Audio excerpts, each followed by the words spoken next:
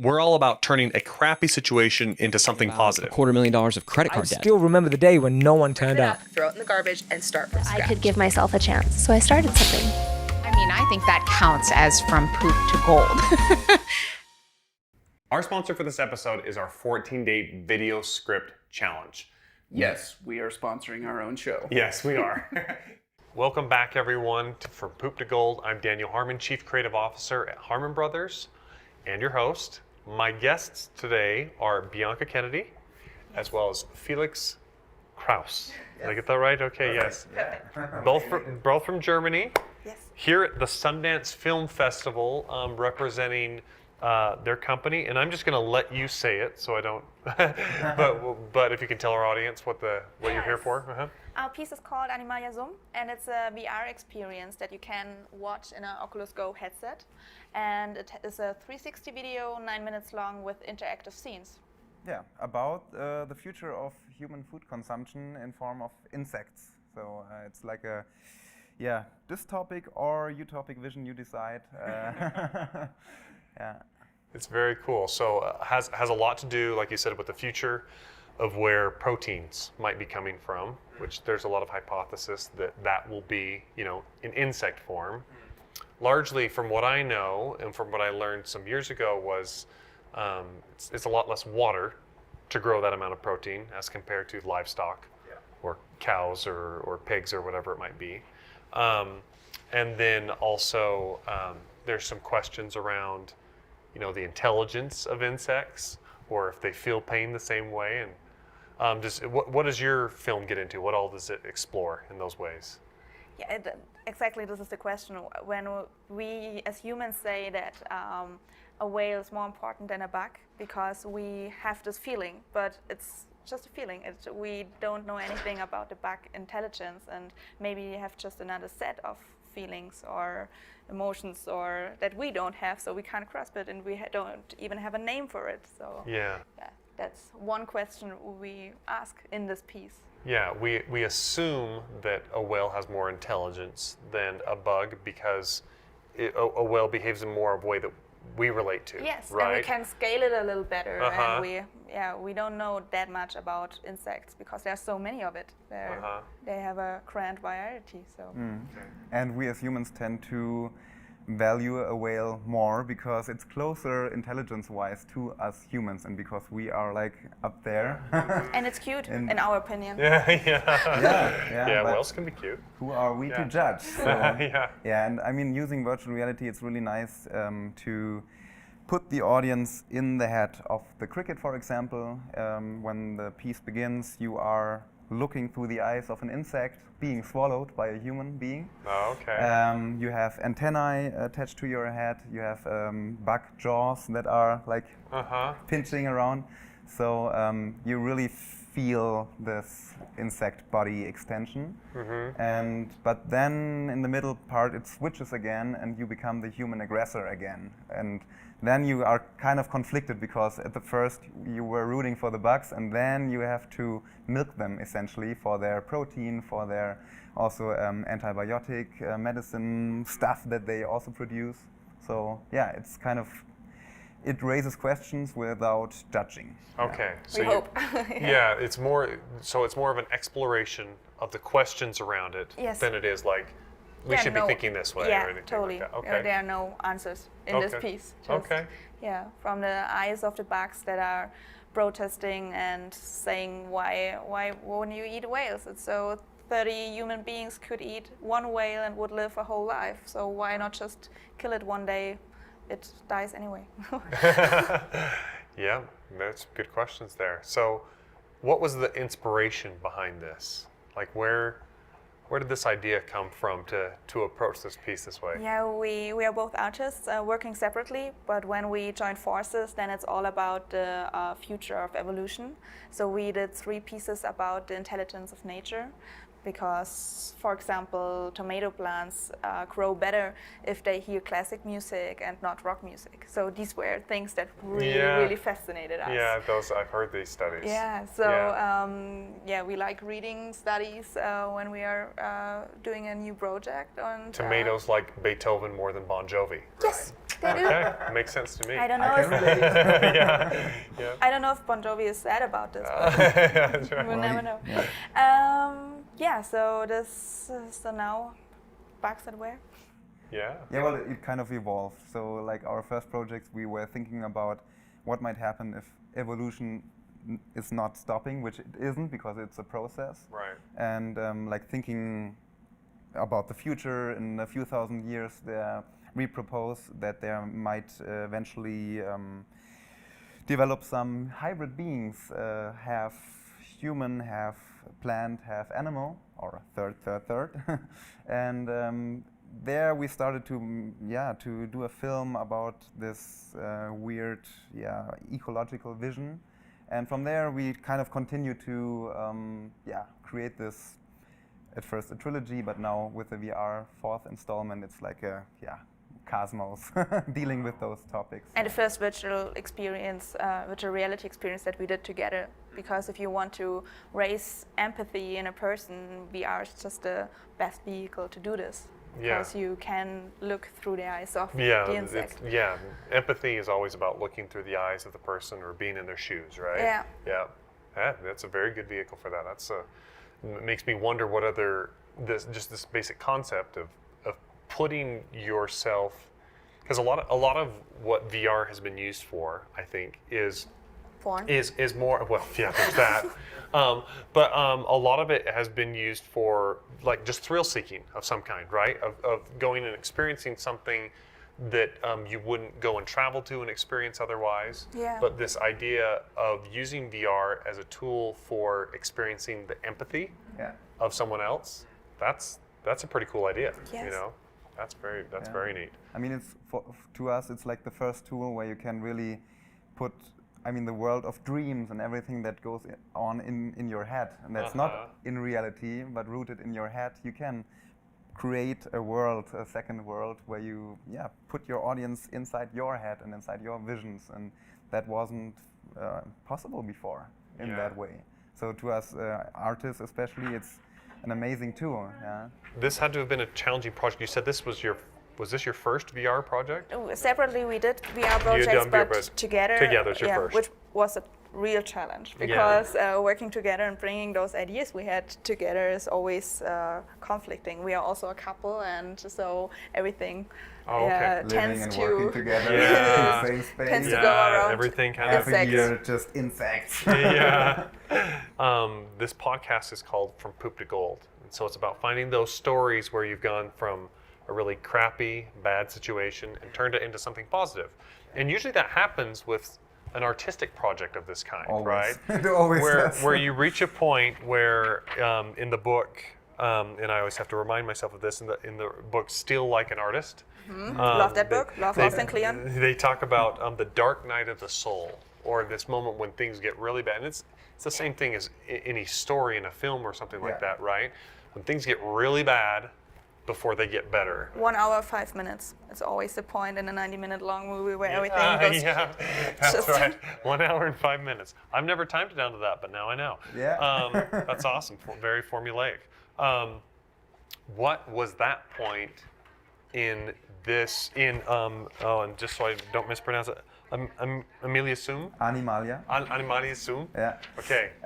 What was that? Well, I cried a few times because we challenged us quite a bit because we are only the two of us, and the project, if you see it, it's quite complex. It has a lot of techniques, artistic techniques and styles collaged into this VR piece. Yeah. We can elaborate on how we did it later on, but doing those things, and we haven't done them before, so we had to learn, and we had also this one big deadline for Barcelona exhibition, and so we knew we had to be finished by then and learn everything until then, and develop those tools and techniques, and there you realize you're yeah, that's the poop moment right there, Yeah. where you just think it's not possible to do I it. think you had really many poop moments. For me, there were the one big moment. You're the steady one.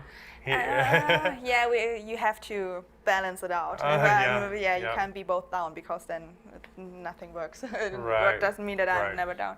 But for me, this moment was we began in October when we were traveling to Brazil, and I had on my to-do list that we will write the voiceover by a impersonator from David Attenborough. Okay. He narrates you through this piece. Okay. And we wanted to have this narration by October when we started, that we then can do all the graphics and all the miniatures. And we had it in end of March because it was so hard to decide for what we were going to. So this was like 3 months just talking about everything and nothing, and that was hard. Kind of running in circles Yes. a little bit and not really making real You're progress not really with it. deciding. It's a hard process On to the say. creative visions Yes. of what So you wanted what to do. were we going to? Yeah, because it was so new. I mean, Yep. before we started, There's all sorts of ways you could go, Yeah. right? I Rather mean- than being like, this is it. yeah, Totally. we started out having the vision of doing the first proper VR stop motion film, like complete stop motion, where you like take single pictures and rearrange it to like Tim Burton, for example, like this animation. Yeah. But turns out that's quite Difficult. difficult to do because the cameras are like 3D cameras are Oh, not yeah. adapted for or fit for to scale models. Like you have to Yeah. usually when you do like a miniature and you want to get really close for the animation, you go really close and you Yep. take a lens and put it there and you just go close. But with a 3D camera, you have like a stereoscopic distance, so they are like human eyes, and then they see like a human, and you can't like just scale something. And Yeah. And the that's really- magic is totally destroyed. So Yeah. there's one stop motion scene still in it where we worked around that. It's a 180-degree set, which works better than a 360. Okay. But yeah, we had to lose this idea that it will be a stop motion piece. There's just, we did something else, which is great now, but at the moment you don't know what you will have in the end. Okay. Yeah. So you didn't end up with a full 360? Yeah, you did. No, You did, no, we okay, did. We sorry. But collaged But- it together. Yeah. We had Okay. like this stop motion Yeah. in front of you, and like, yeah, the rest was like a watercolor painting. Okay. So you still got the whole atmosphere and the whole 360 sphere around you, but stitched together. so to say. Gotcha. Yeah, it sounds like an extremely challenging project. So full disclosure, I have eaten bugs. I've tried I've tried crickets, and I've tried like grubs or something like that. And so I guess I'd say I'm open to this idea that proteins can come from insects. I know a lot of other countries already, that is part of their regular Totally. everyday meal. Yeah. And if it's a way to have things be more sustainable and responsible, like, guess we just got to learn to cook better with bugs. Right. But so I think it's really interesting, the questions you guys are raising with this piece. But awesome. Well, for someone that is wanting to get into not just film, but like VR, someone that wants to get into real virtual reality, what would you tell them? What do you wish you would have known like years ago that you know now? I can start. Yes, Dad, I have to think about that one. Well, to us, it was really interesting. Both of us, we don't really like fully computer-generated graphics. Like, Okay. if everything is done solely on the computer, it's kind of alienating sometimes. If done right, okay, it's a different story. But if you don't know what you're doing, then it's too glossy, too clean, too whatever, Yeah. and like the human touch is missing. Yeah, and the feels chaos. a little lifeless. Yeah. So we really challenged ourselves to. We thought, how much can we do with our hands in our studio, where we are working on clay models, on watercolors, on acrylic paintings, and how can we bring those assets to a VR piece? And we learned that it's possible to do nearly like 80% of everything that you see in the final piece by hand. And only in the final steps it's a progress called photogrammetry. You take a lot of photos, just simple photos of one, like a sculpture, and the computer will calculate a 3D asset from those photos. And in the end, you have like your little figurine, your miniature in the computer, and then you can work with it to build the story and to have the animations that we also recorded ourselves with our body movements. Yeah. Just as a little side note, we had like a motion capture suit and played our bugs. Yeah. So danced around. And so to know that that's possible, and that is maybe a good way to start, because some young artists who haven't done a lot of VR, they might think, I can't program, I can't do CGI, so I can't do VR. But if you can sculpt, if you can paint, there's a way to bring that into the 3D space as well. Yeah. Wow, very cool. I would not have guessed that. Yeah. Did you have anything to add? If you do a stereoscopic movie, even if it's just a 16:9 frame, then usually you do it slower. So that's the reason many movies you watch in 3D with the glasses. For our audience, stereoscopic means? 3D, Okay, but okay. not CGI. Yeah, okay. So in German it's the same. I don't know if it's in English.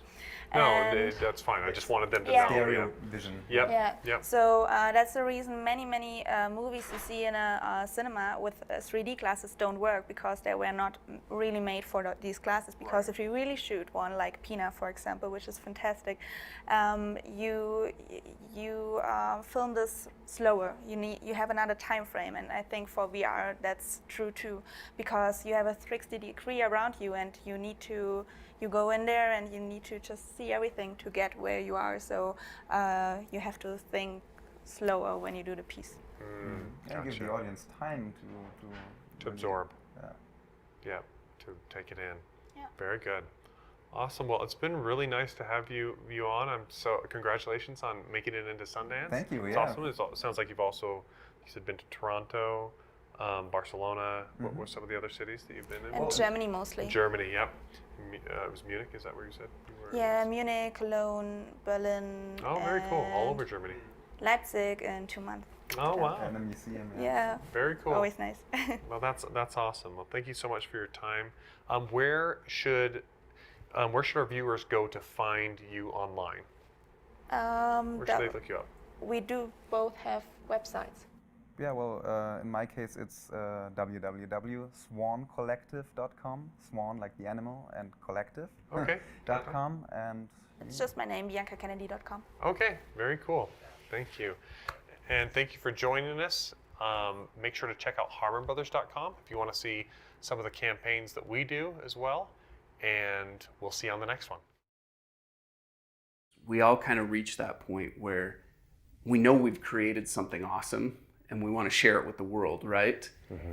And it's that very next step that can oftentimes be really intimidating or really scary, or you just don't know where to go next, right? And the beautiful thing about this 14-day script challenge is you get your hand held from, okay, you have this cool product, now let's go research and find the exact way to present it and message it to the world in a way that resonates and gets people excited and they're ready to swipe their credit card and purchase. And in the 14-day script challenge, you get the opportunity to go through that step by step with our writers who have done it dozens and dozens of times. Yeah, you actually watch us go through each of the steps ourselves and create it with a real client, a real product, and it's a real campaign that's out there that's been very successful. That's right. And the feedback that we've had on this thing has just been phenomenal. I mean, we get comment after comment and emails flowing in from people all over the world who have just raved about the impact that this has had on their business. People tell us over and over again, it is just a huge value punch for the investment for this 14-day script challenge, and really gave them the tool set they needed to walk through it and make it happen. And we've had dozens of students who have successfully taken the challenge, written their script, launched their ad campaigns, and driven success for their business. It's pretty amazing. For more information, go to hbros.co/script. That's hbros.co/script.